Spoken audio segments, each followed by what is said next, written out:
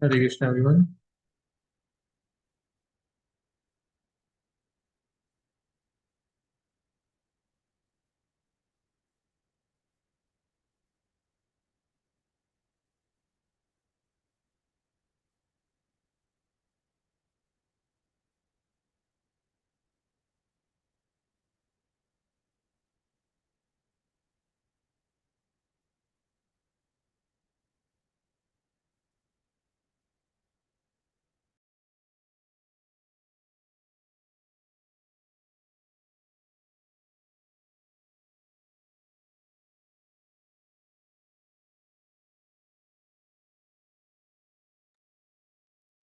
Hare Krishna, everyone. Ajnanatimirandasya Harshalakhya Chakshur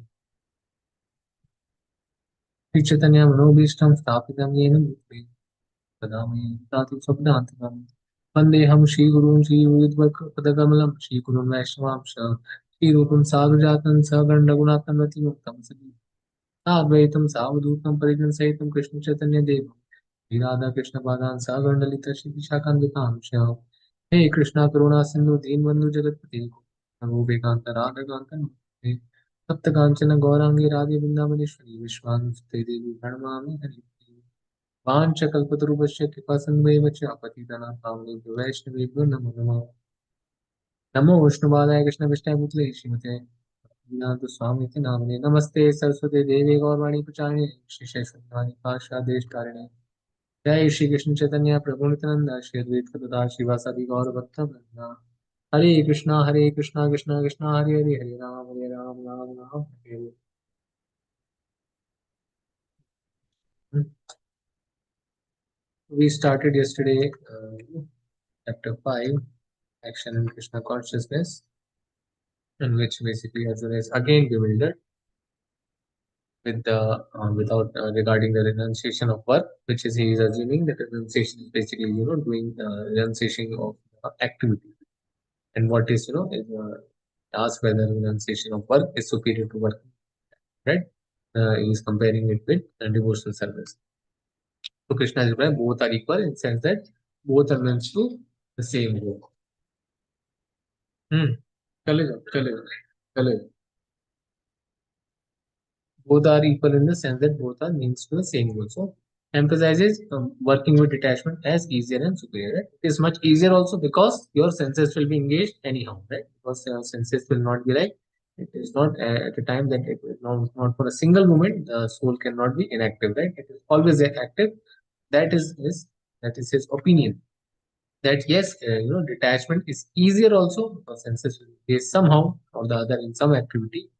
Better you engage in devotional service and it will be superior also, right? Sir, right? Why this why these questions have come? Because in the second chapter there was the question of the compassion.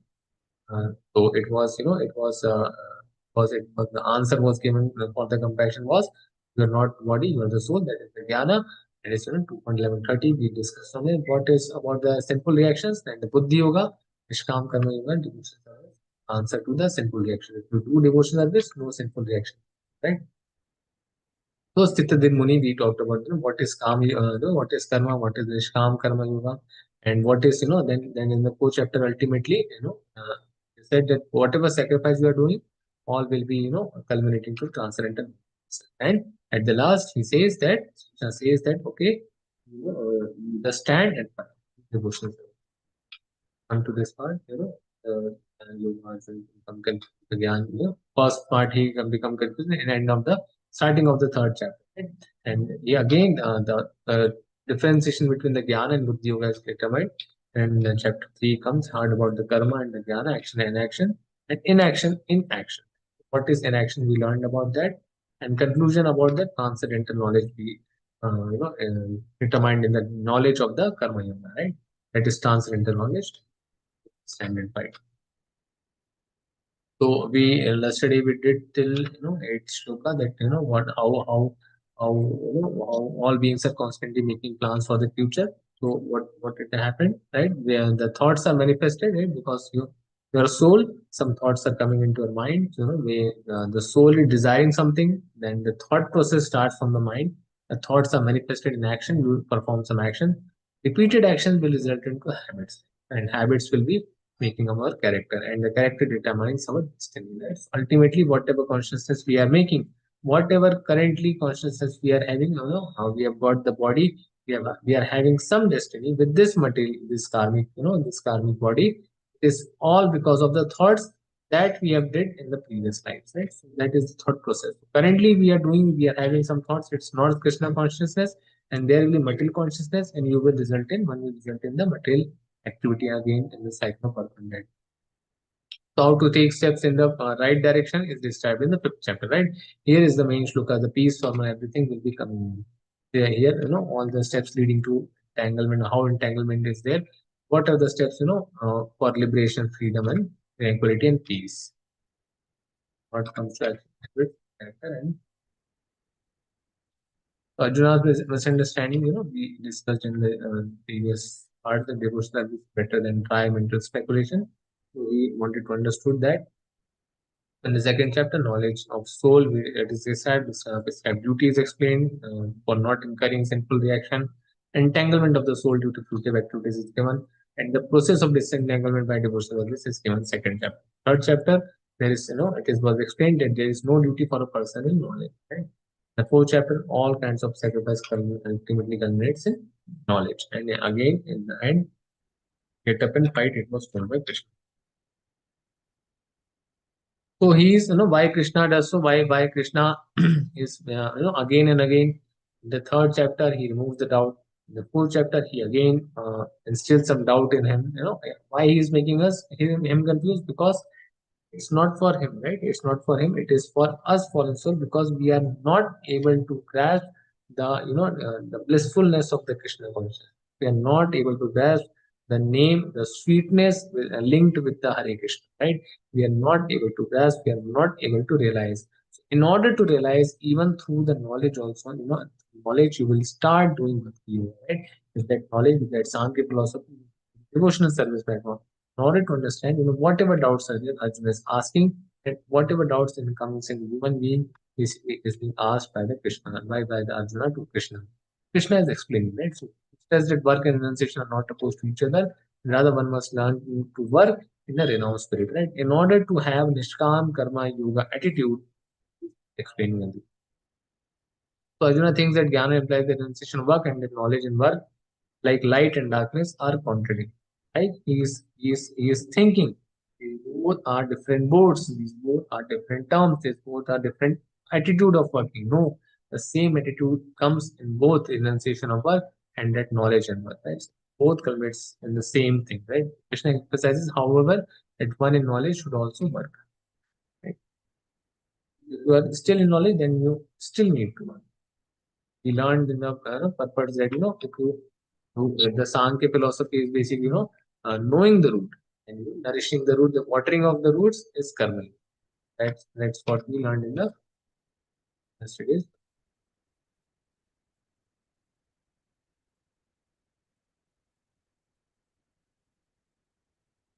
Jnana and karma, right? Here is the 5.5. Learned about the purpose also.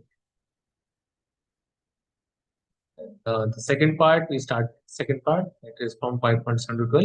How to perform Nishkama Karma. One performing Nishkam Karma identifies neither with his body, right? Neither with his body nor the activities that this body does. Knows that these are by senses, who is performing basically, right? There is karma indriyas, the five karma indriyas are there, hands is there, legs are there, your mouth is there, your speech, your eyes are there to watch, right? All these karma indriyas are there. And you're doing things through the senses, right? You're doing through the senses. So one is in Nishkam Karma Yoga, he will identify himself with the body, first you think, and not activities that is body. He will think that, okay, the doer is the God. I am just the instrument, just like the hand attached to this body is not the body, right? It is not just the hand which is body, it is part and parcel of this body. Similarly, so we are also part and parcel of the God. So we just need to perform what Parma. We need to listen to the Paramatma sitting inside us, that what we need to do. Working with detachment, performance of Nishkam Karma Yoga 5. come to 11. One performing Nishkam Karma Yoga identifies neither with his body, that is, by his detached actions, he is freed from the reactions of death. Because the attitude is, I am not performing. I am not performing what is being done by the Lord. Nishkam Karma Yoga, practicing that. Nishkam Karma, I'm in perfect knowledge. As spirit one is so who is a Nishkam Karma Yogi? Who are you? I am a servant of God. Right? Who is if you ask that I have to identify, then you will know that I am basically the eternal servitor of the Lord. I am the servant of the God. Right? So if I am the servant of the God, then he will identify himself that as a servant. That is a Nishkam. What work you do? Work allotted by the God. And whatever work allotted by the God, right? What one does, what is prescribed in the Shastras, as the Shastras, if you want to follow the rules and regulations, then there are various Varna ashrama.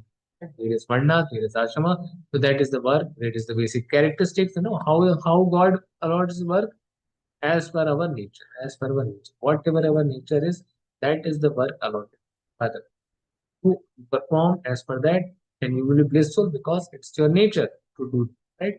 So you're performing as a nature, and that is work allotted for itself.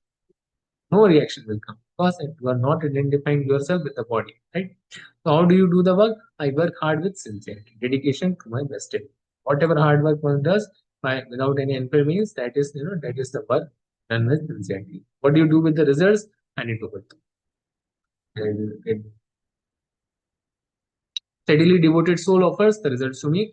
In the 5.12, we will learn that, steadily devoted soul offers results to me. Others are greedy for the fruits of labor, results in entanglement. Whatever, if we go for the greed, then God will say, okay, you want that, take that. You don't want Krishna, okay, take. Because we have minute independence. We have minute independence, as per the Lord, and we cannot, we are just desiring. It's just like, a small child is basically having, being adamant to get something out of bewilderment. Out of bewilderment of the three modes of material nature is want to get something, right?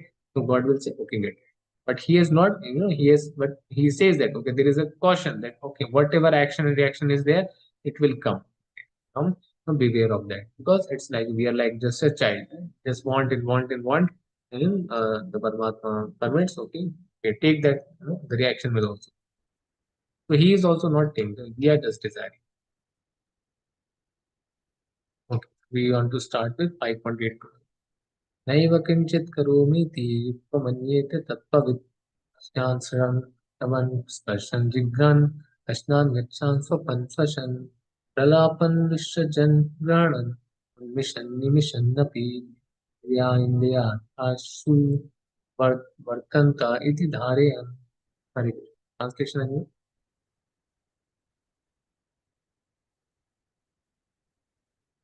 Hare Krishna. Hare Krishna, Prabhuji. Should I start? Yes, yes, ma'am. A person in the divine consciousness, although engaged in seeing, hearing, touching, smelling, eating, moving about, sleeping, and breathing, always knows within himself that he actually does nothing at all.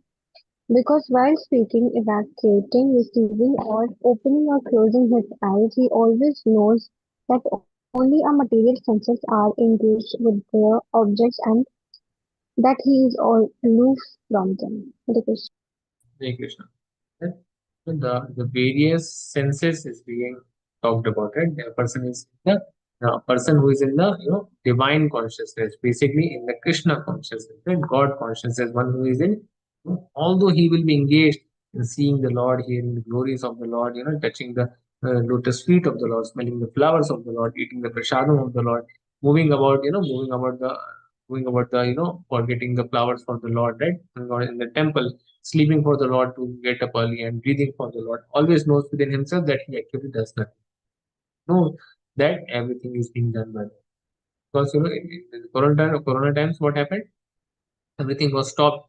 Even breathing was very difficult, right? So everything one needs to live with God because he is doing one is doing nothing. No, everything is being basically is for the Lord. One is in Krishna consciousness, so we feel the Lord, right?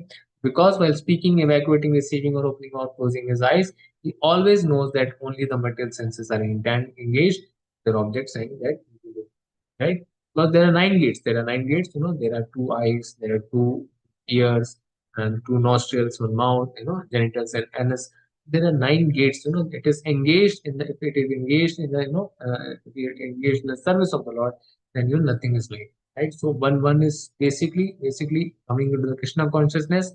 He actually doing that nothing at all. Right? So this is the knowledge that it is being taught, that how to do things. Here it is explained that how to Nishkam Karma Yoga is done. For the person doing a Nishkam Karma Yoga, he should be in Krishna consciousness, right? What will be his symptoms? He will be seeing that he will never identify himself with these senses, right? Rather, he will be identifying himself with as a servant to the Lord. So he always knows that only the material senses are engaged, right? He is not engaged. He is the soul, right? The outer covering is the matter, right? The subtle body is there, then there is the gross body. The gross body through the senses, it is being engaged other objects, and that he is unbound. He has no right to, because Muktaram Yagita Prasam, right? Because he is the prime benefactor, right? Person, he sees to person in divine consciousness, always always seeing the Lord, hearing about, and, eating with the Lord, right? Whatever is there, he used to make with the Lord. Yes. ब्रह्मण्याद्य कर्माणि संगम त्वत्ता करोति या लिप्यते न शक्नोति पद्मपत्रम् इवाम्भसा. Translation. Hare Krishna Prabhuji, Dandavat Pranam. One who performs his duty without attachment, surrendering the results unto the Supreme Lord, is unaffected by sinful action, as the lotus leaf is untouched by water. Hare Krishna. Hare Krishna. So, here how a Nishkam Karma Yogi is behaving, again he's saying that one who performs his duty without attachment, right? No attachment. You can see the lotus, the leaf, you can see the leaf, how it is untouched by the water, right? Surrendering the results to the Supreme Lord. Firstly, it is said that one will not identify with the senses, right? One will not identify with the senses, rather, he will use it as a service to the Lord. Secondly, he will be detached from the results of the fruitive activities, right? So he will even surrender the results to the Supreme Lord. Whatever there, he will not hate, he will not desire anything out of whatever results are. It is coming out of his duty. He is doing some duty. He is doing as per the work allotted to him, as per the nature allotted to him. Still, things will be done as per the will of the Lord, right? It will be done as per the will of the Lord. So we are not doing anything. We are just desiring. We are just desiring, and anything happening or not happening is the will of the Lord, right? So he doesn't care about because there are the five remote, immediate, and the remote causes. Firstly, you need a person, some a doer you need, and the work you need, some endeavor you need, then the system you need, and then the luck you need. So these are the immediate and the remote causes. These five things only gets the things done. So first four things, and then there is the luck, right? The first four things, one who manages, that is a good manager, can be told, but there is always a luck. Luck is all not your answer. That is not the will of the Lord. If there is the will of the Lord, then everything will happen. Everything is happening as per the will of the Lord, right? Everything, as in the Ishopanishad first look, right? Purna, because everything in this world is perfect, right? In the Ishopanishad, if you read the first look, they said everything is perfect in this, because it is emanating from the Lord, right? It is emanating from the Lord. So how can anything be imperfect? Everything in this world is perfect at its peak, right? Everything, the water, the hills, the mountains, and everything in this world, everything is perfect at its place and how it should be, because it is as per the will of God. Everything is done as per, and it is also emanating from the Lord Himself. So He is perfect. He is all perfect. He is absolute. So everything is perfect. So here also, firstly, he does not identify with the senses. Then he surrenders all the results on the Supreme Lord, is unaffected by the sinful action. Right? No sinful action. As the lotus leaf is untouched by the, it is in the water, but still untouched.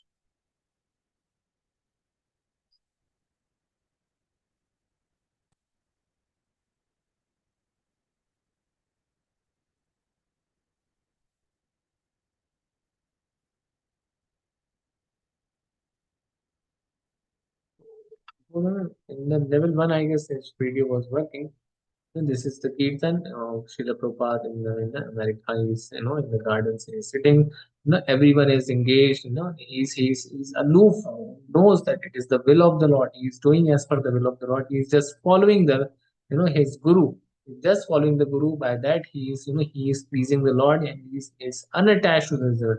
He doesn't know what will happen with the result, but he knows that, that is the will of the Lord that I am here, and it is the will of the Lord that I am chanting. It is the will of the Lord. Everyone is joining this movement, and it is becoming successful. And it is the will of the Lord that this movement will become successful because it is predicted by Chaitanya Mahaprabhu.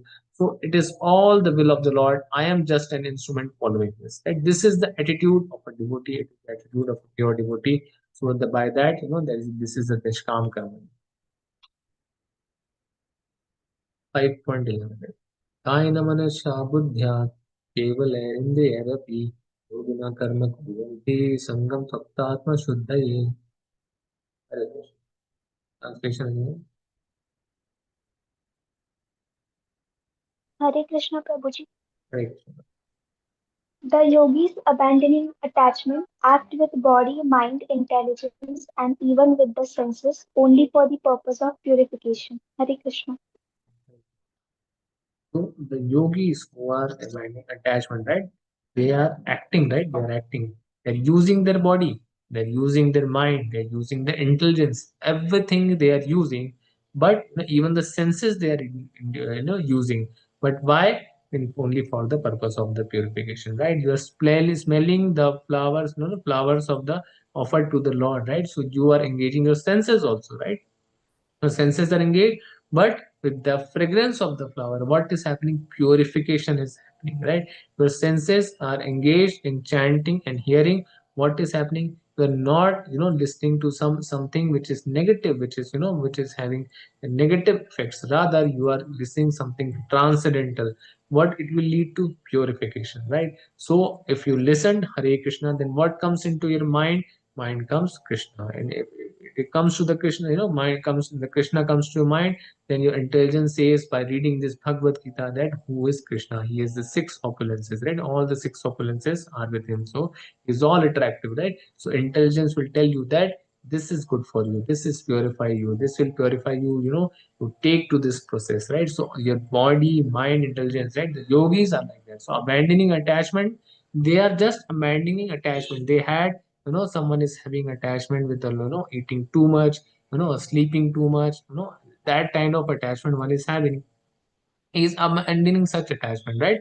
And the yogi is basically abandoning such attachment, but still, in the eating also, his senses were engaged. Now also he is eating, now also he is eating, but what he is eating transcendental things, right? Transcendental prasadam, which is basically for the purification purpose, right? He is not, he is not attached to the eating now. Whatever he is, one is the yogi is getting is out of the will of the Lord. By that, he just wants to purify himself. He wants to purify himself. So that is the, attitude of a yogi. Firstly, he's attached with the senses. He is not, he doesn't, attach himself with the senses. Secondly, in this sloka, that he is surrendered all the results like a lotus leaf, like the leaf of the lotus. And thirdly, we come to that, he is engaging everything, but for the purification purpose, right? One will say that okay, everything is engaged for this sannyasi, but no, he is engaging just to purify himself, right? We are chanting Hare Krishna Mahamantra for our purification, right? The only purpose should be for the purification, right? If you get purified, then yes, we will be qualified to meet the Lord. That is the attitude. 5.12. Sukta karma phalam tvakpa shantim apnoti nashtikam avyukta kama karyena phale sakto nibhadyate. Hare Krishna Mataji. Translation.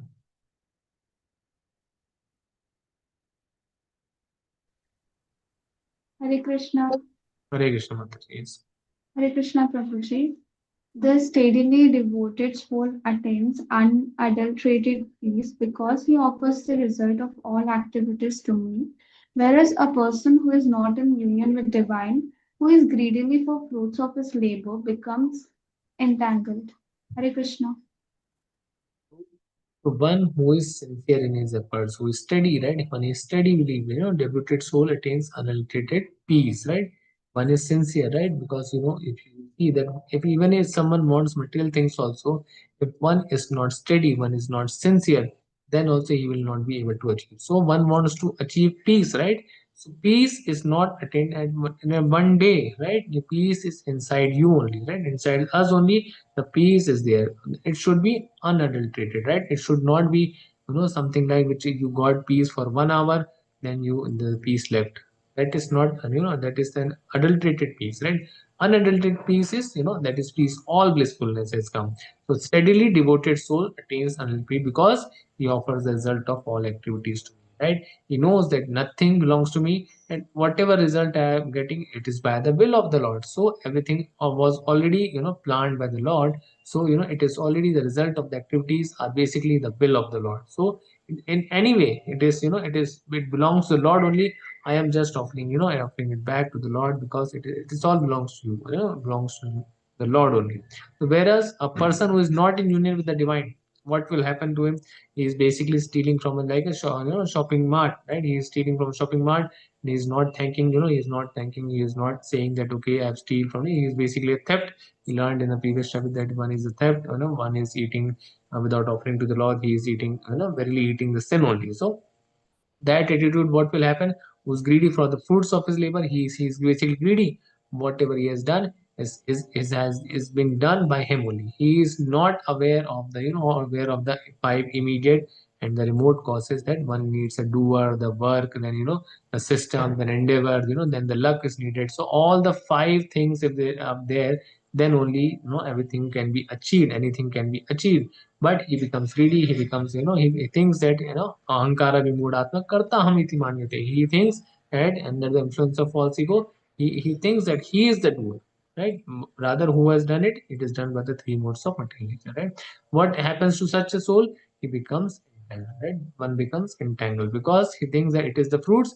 Okay, you take the fruits again. You want there is a desire, right? So again, we are not listening to the Paramatma and listening to our soul, which is having a minute independence of just desiring. Right? The soul is having only minute independence of desiring. It has not, it has not the, it has not the, it is not, he is not the full independence like the Lord, who is, who is granting the wishes. So we are just having desires, and the soul is being granted. Okay, you want this, okay, you take this.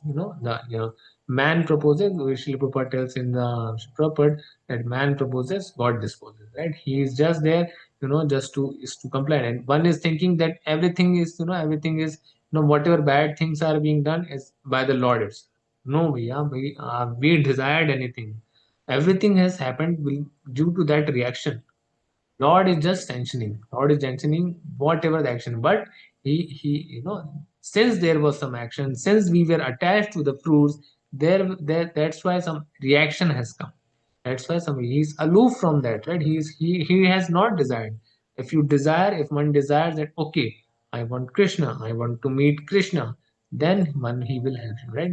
Ye yathamam prapadyante tams tathaiva bhajamyam. And he will reciprocate equally, right? He will reciprocate. However, whatever we want Krishna, he will reciprocate that. Okay, he wants Krishna, his desire is to meet Krishna, he wants to meet me, then he will arrange the things. He will arrange the things so that the one goes to him, right? So steadily devoted soul attains unadulterated peace, right? What is our peace? If we meet Krishna and try to, if we try, we the desire to serve, right? That is the ultimate peace, right? That unadulterated peace that we get to serve the and whatever capacity we can by His will, by His mercy, right? That is our only wish, right? So because He offers the result of His activity. So one should not become entangled, and one should wish carefully. So we learned about this story. All the fruitive activities are futile. That was the story of Vega. Now we come to the third part of this chapter, the platform of knowledge, knowing the three doers, or the three doers. And actually, who is doing everything, right? This should be known that who is actually doer. The living being, doer number one, who knows that all bodily activities are automatically carried out by the modes of material nature. Doer number two, after those activities are sanctioned by the super soul, doer number three attains enlightenment through that, right? So there are three doers, right? Firstly, the doer number one knows that all body actions are automatically by the modes of material nature. Who is material nature or what? The doer number one. So those activities sanctioned by the super soul, who is the doer number three? Attains enlightenment. That one. So there are three doers. One is the wisher, right? One is the soul who is wishing. Right? Okay, vision, that is a living being. Secondly, the action will be now carried out by the material as per the modes of material nature. That are you carrying the modes of, are you carrying the activity in Satoguna? Are you carrying the activity in Rajoguna? Or either are you carrying the activity in Tamoguna, right? So there that it is carried out by the material nature, right? Who is sanctioning it? Whose will is it? The Updashtanumantacha, Updashtanumantacha, because he is the permitter, overseer, and the permitter, right? He is the permitter and overseer. So super soul is basically sanctioning everything. That is the will of God, right? So that through that that attains enlightenment. The soul, material nature, and the super soul, right? Three things enlightenment through knowing the three doers in perspective, right? One who knows this, that there is a jiva, that there is the material nature, prakriti, and there is this Paramatma. The doer number one. Sarva karmani manasa sanyasyaste sukham vasi navadvare pure dehi naiva kurvanna karyan. Hare Krishna. Hare. When the embodied living being controls his nature and mentally renounces all actions, he resides happily in the city of nine gates, the material body, neither working nor causing work to be done. Hare Krishna. Here it is being talked about the nine gates, right? There are nine gates, right? What are the nine gates? There are two ears, two eyes, two nostrils, one mouth, anus, and genital, right? These are the nine gates. So that basically one is acting, right?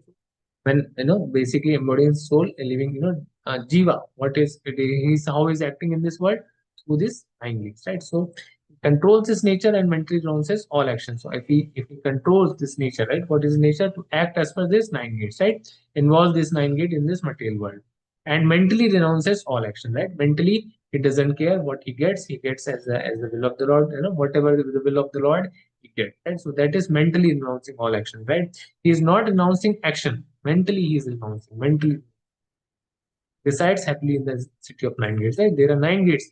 To nine gates, various things are entering, right? Through mouth, various things will enter. Through eyes, various things will enter. Through nostrils, various things will enter. From ears, various things will enter. Anus and genital, various things will enter, right? So like this, the nine gates are there. Something coming, something going, right? So this is the material interaction one is having. So one is who has mentally renounced all these activities. What will happen? Will be happy. He will be independent. If one is not, it is not, uh, uh, bereft of this, all action, one will be bewildered because these nine gates will dictate him his activity, dictate his activity, the thoughts, then that he will make his characters, and then his, ultimately, the destiny will be great. So the in the city of 19, either working or causing work to be done, right? No, he will be involved in nothing. So this is the attitude. This is the attitude, mentally attitude of the Nishkam Karma Yoga and doer. So, the self, how is situated? Situated in city of nine gates, nine months of the body, not working or causing work to be done.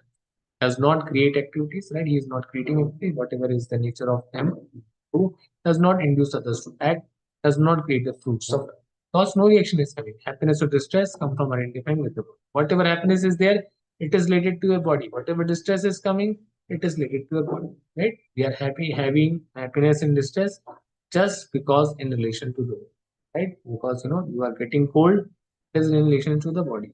You are getting hot, it is in relation to the body. You are getting fever, it is in relation to the body. It is not in relation to the jiva, it is not in relation to the soul. So not healthy. When one announces the result, he or she can live 5.40. Okay.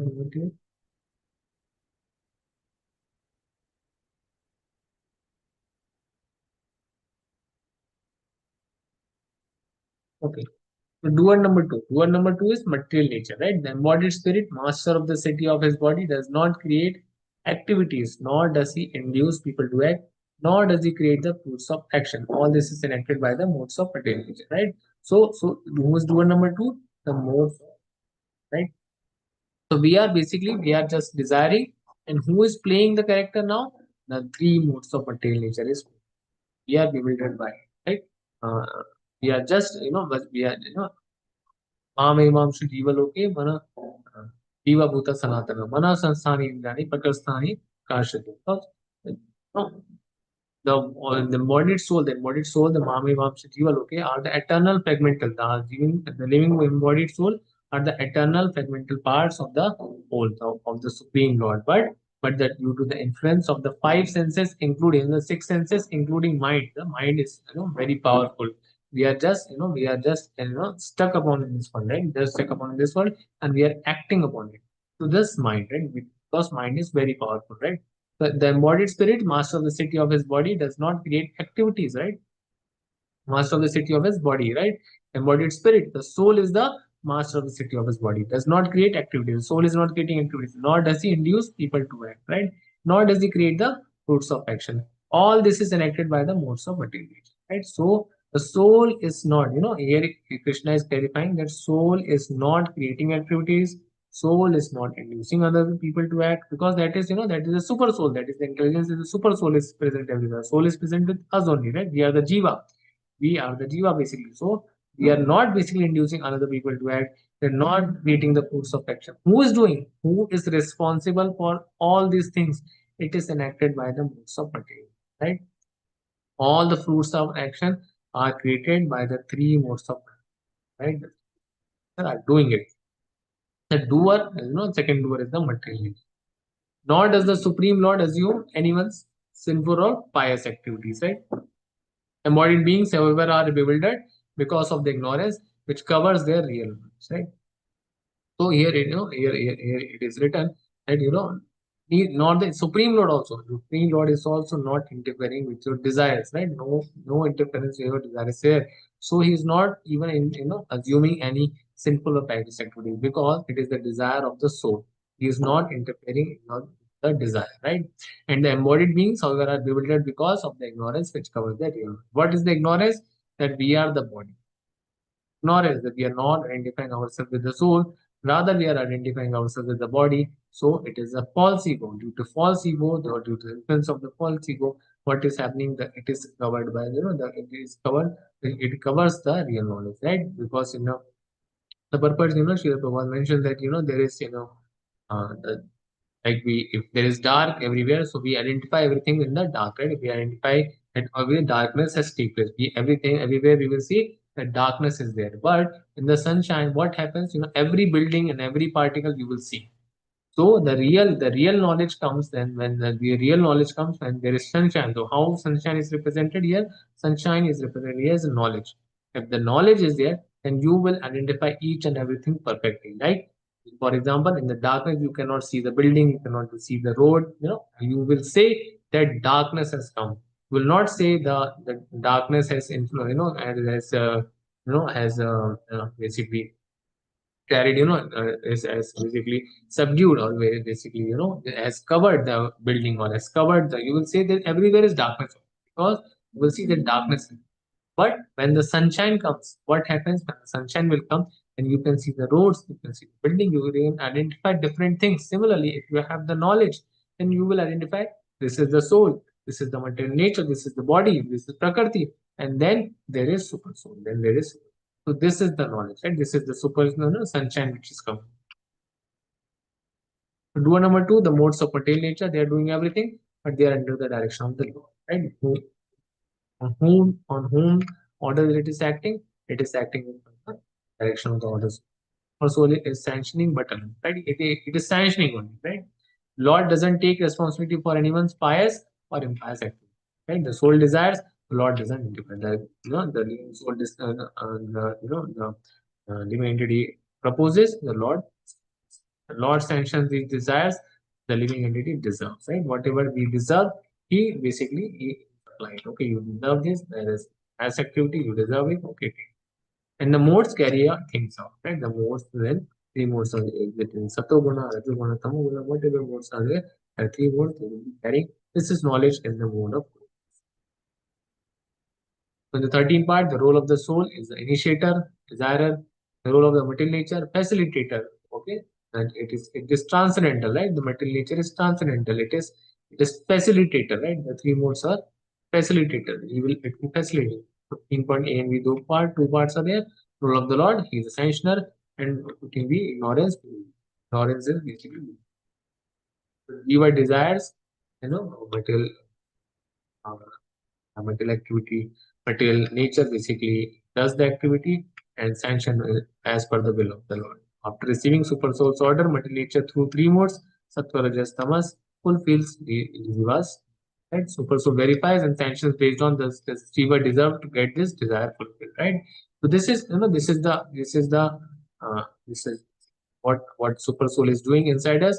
It is basically Updishtanuma. He is the overseer and the permitter. Right? Firstly, it is a sakshi that yes, you have done this thing. He is noting down everything.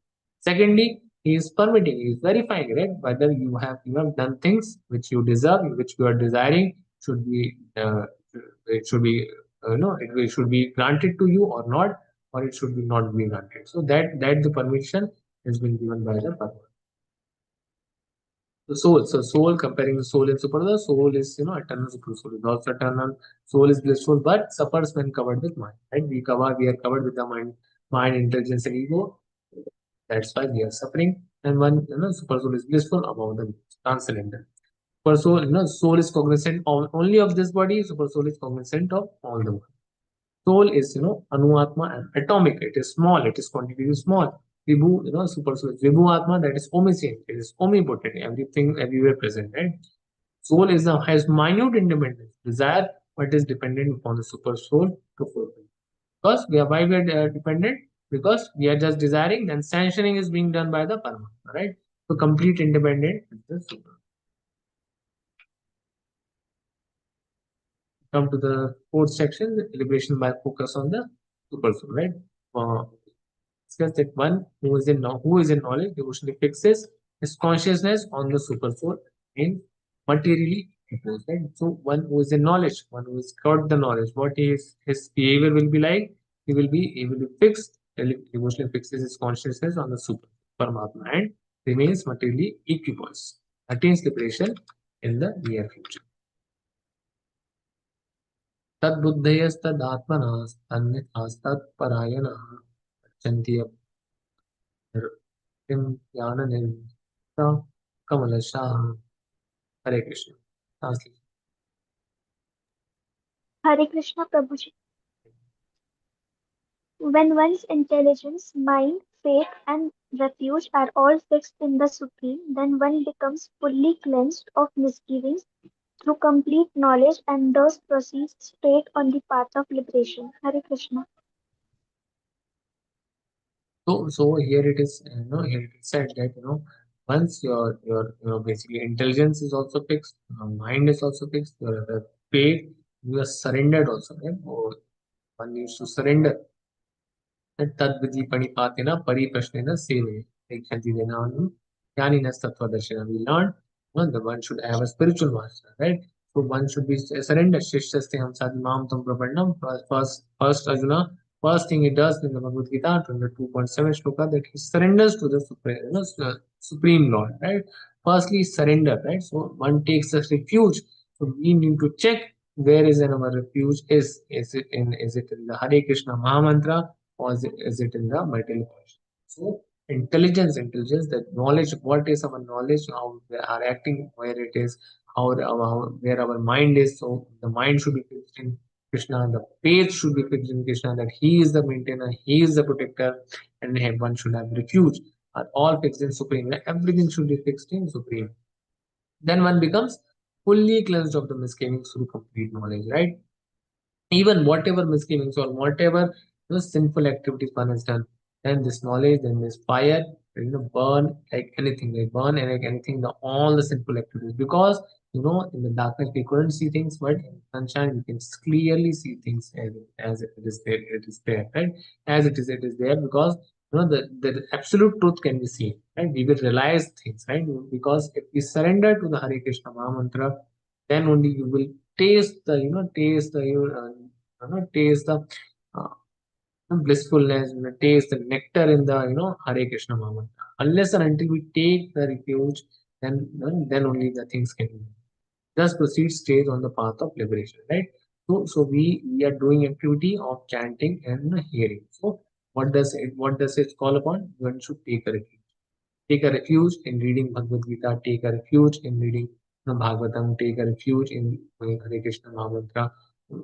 Use the intelligence in whatever intelligence we got in reading Bhagavad Gita. We use the intelligence in and basically not distracting during the chanting process. The use of intelligence should be there, that okay, some thoughts are coming into the mind, we should tell that okay, you do it later.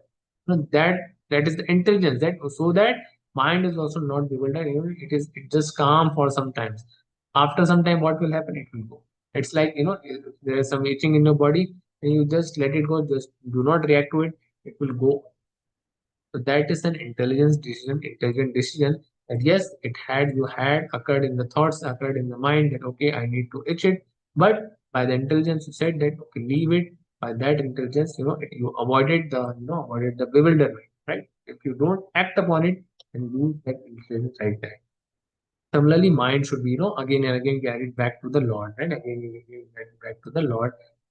Hearing the name of the Lord, hearing the glories of the Lord, hearing Bhagavad Gita, hearing Bhagavatam, chanting. The faith should be there. If the faith is there, then only one can progress in Krishna. If there is no faith, nothing will can be. All these things will come, and what will happen? All the sinful reactions, whatever we are facing, all will be gone, and one will become qualified. Right? What does enlightenment lead to? When this knowledge is used to focus on the super soul, then one can act in transcendental way. Right? So enlightenment can lead to transcendence if it is focused on the super soul. Right?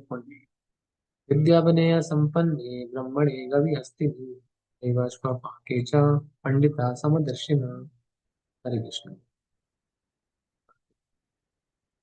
Hare Krishna. The humble sages, by virtue of true knowledge, see with equal vision a learned and gentleman Brahman, a cow, an elephant, a dog, and a dog eater, outcast. Hare Krishna. Hare Krishna.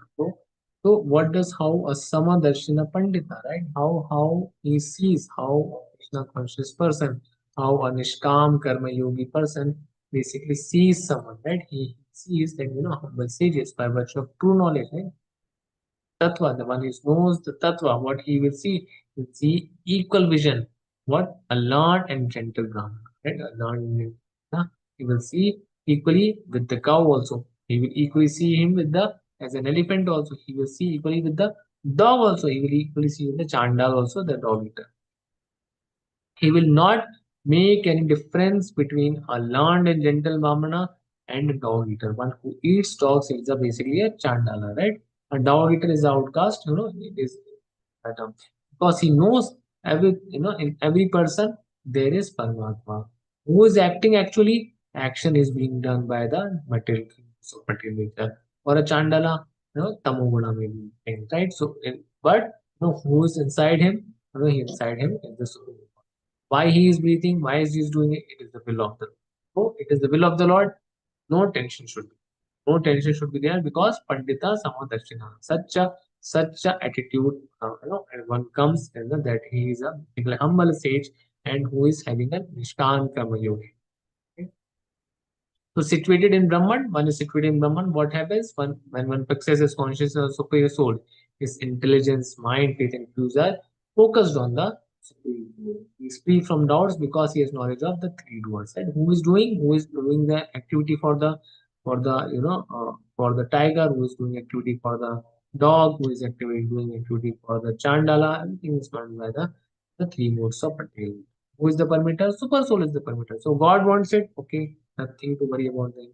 He sees that the super soul is sanctioning but impartial.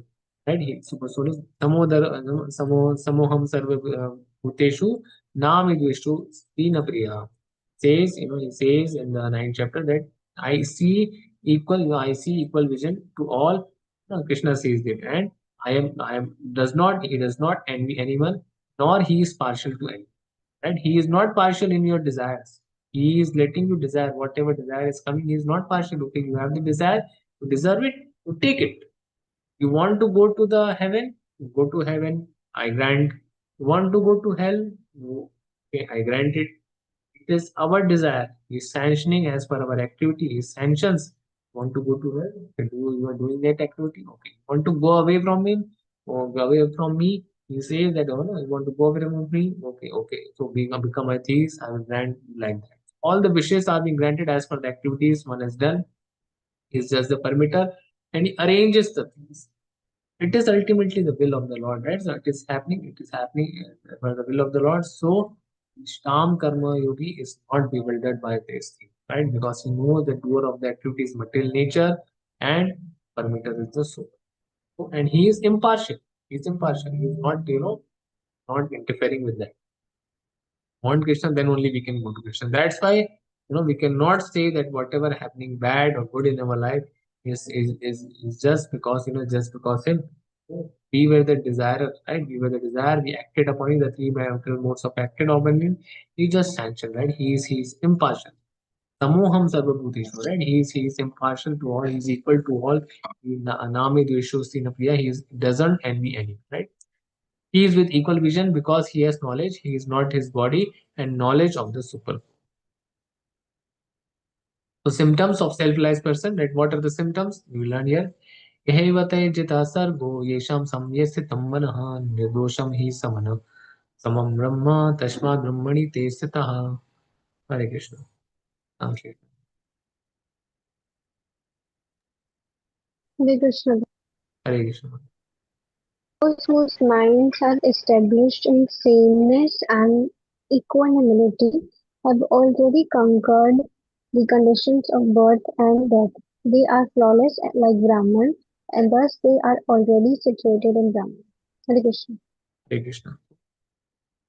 How his symptoms are?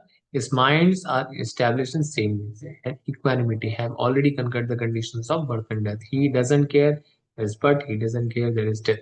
Right? He is equanimous to everything. They are flawless like Brahman, and thus they are also within Brahman. Right? Because how a Brahman is basically Satchitanand, right? It is eternal, it is full of knowledge, it is blissful. So this is the characteristics of the Brahman. Same characteristics will be reflected upon the body also, right? With the body also, because in the mind what is happening, sameness is there, equanimity is there, samadarshana pandita is there, right? Everything is being sanctioned by the Lord. This attitude has come, right? So even the conditions of the birth it has basically all the conditions of the birth and death is also conquered, right? Such a person is having a symptoms, right? These are the person who is Krishna consciousness, right? This is the person who is self-realized, right? Is sameness, equanimity. These are the symptoms one can see. Unless and until you see the symptoms that one is basically having a sameness or equanimity attitude, one is not actually situated on the Brahman trend, right? 5.2. न प्राशेत् प्रियं प्राप्य no द्विजेत् प्राप्य च प्रियं तथा स्थिरबुद्धिरचामुदो ब्रह्मविद् ब्रह्मणि स्थितः. Hare Krishna. Translation.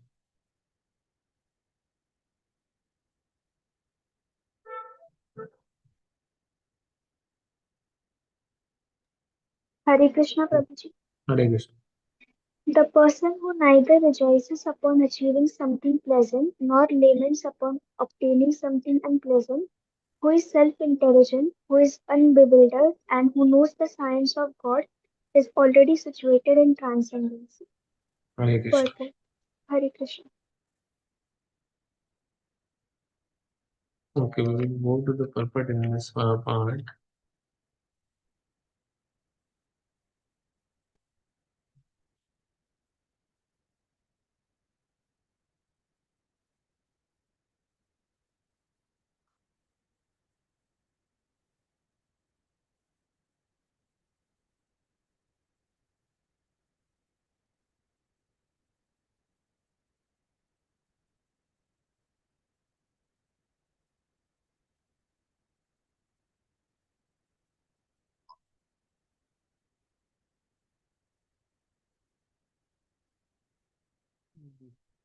First part also. In the 5.19, it was said that equanimity of mind, as mentioned about, is a sign of self-life, right? The equanimity of mind, self-life, equal one is showing equality because he set the platform, the Brahman. Brahman is inside. Those who have actually attained to such stage should be considered to have conquered material conditions, right? But especially birth and death. These are the major conditions. As long as one identifies with this body, he considered a conditioned soul. But as soon as he is elevated to the stage of equanimity, the relation of self is liberated from conditioned life. Right. In other words, he is no longer subject to take birth in the material world, but can enter into spiritual sky after his death. Right. So now, liberation will be like begging to this person, right? Okay, take liberation, but he will say that whatever Lord desire, I am there. And that is the attitude of person situated in Brahman. Whatever the Lord desires, I am there, right? He wants to live in this world. I am here also in the Brahman phase. In the spiritual world also, he will be in the Brahman phase. So he doesn't care about that. He doesn't care about the birth and death, right? That is nothing. It changes nothing in his life because he is situated in Brahman, right? The Lord is flawless because he is without attraction or hatred. Similarly, when a living entity is without attraction or hatred, he also becomes flawless and eligible to enter into the spiritual sky. So, what is the condition to enter the spiritual sky? Become flawless. How to become flawless? A living entity having without no attraction, no hatred. Equanimity of mind. If we are having attraction or hatred in this, in this world, what is happening? We are not flawless. If we are not flawless, then we cannot enter spiritual world sky because spiritual world is perfect world. It's not, it is an ideal place. It is not, it's with if 1% flaw is there, 1% desire is there, then also we cannot, right? So such persons are considered already liberated and their symptoms are described below, right? Symptoms, right? The symptoms of self-led persons are given herein. The first symptom is that he is not illusioned by the false identification of the body with his true self, right? He will not identify, he will realize that he is not the body, he is the soul. He knows perfectly well that he is not his body, but is the fragmental portion of the Supreme Personality of Godhead.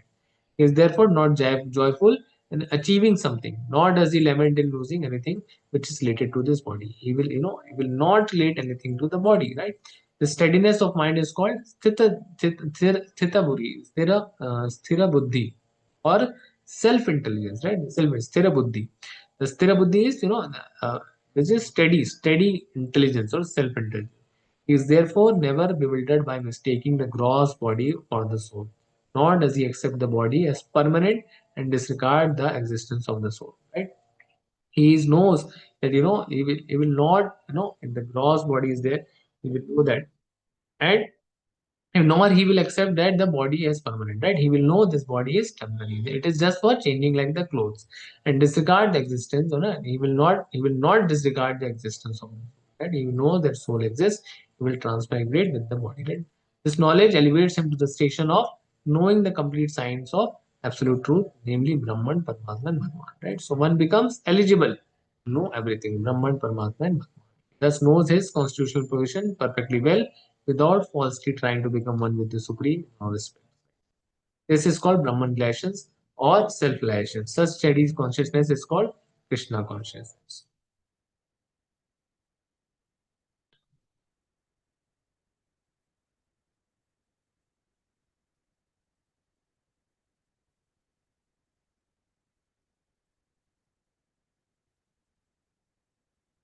Something on that one.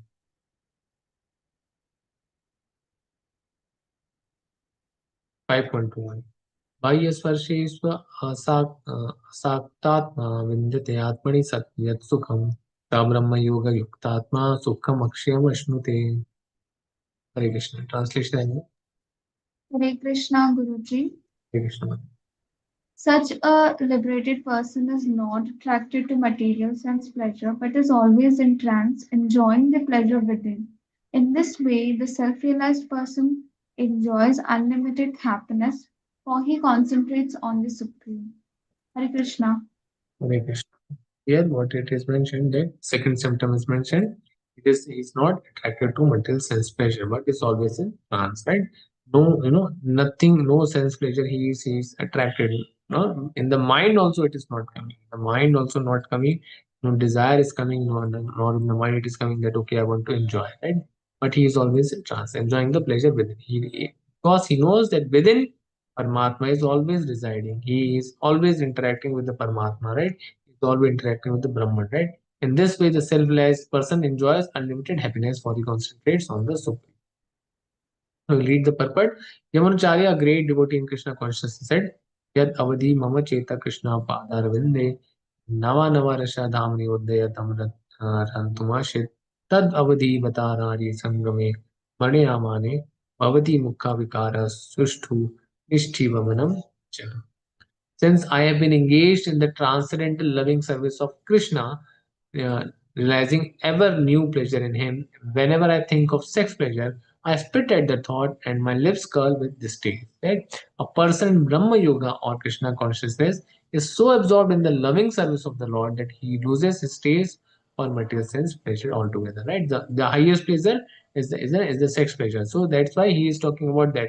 So he is saying that that is the that also he spits at the such thought and my lips curl with disdain. He is not attracted also. Nothing in the mind it's coming, right? So a person Brahma Murga, Krishna consciousness is absorbed in loving service of the Lord that he loses his taste for material sense pleasure altogether. Highest pleasure in terms of matter is sex pleasure. The whole world is moving under its spell, and the materialist cannot work at all without this motivation, right? So one is working very hard. The ultimate pleasure he wants is just that, right? But a person engaged in Krishna consciousness can work with great vigor without sex pleasure, which he avoids, right?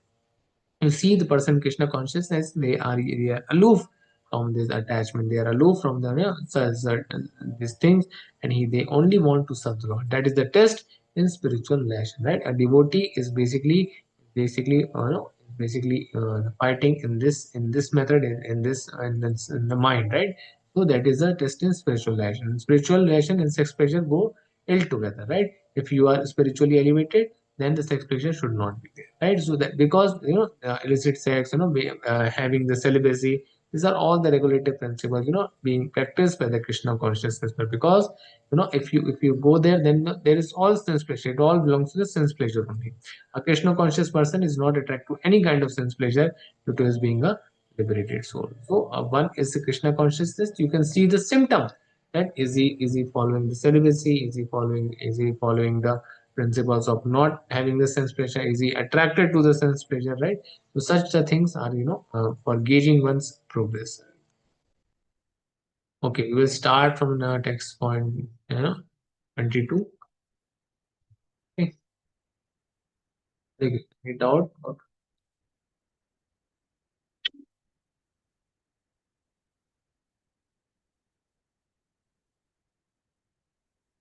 Hare Krishna.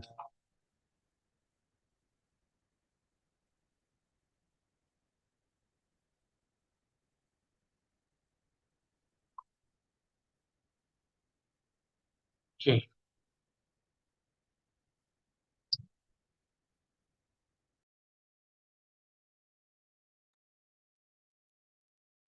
okay. No doubts on today's session. Anything to add? Today's session?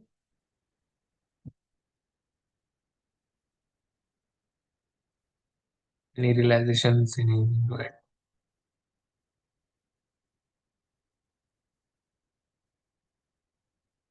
We will end here then. वाञ्छकल्पतरुभ्यश्च कृपासिन्धुभ्यश्च पतितनां पावनेभ्यो वैष्णवेभ्यो नमो नमः। प्रभु हरे कृष्ण।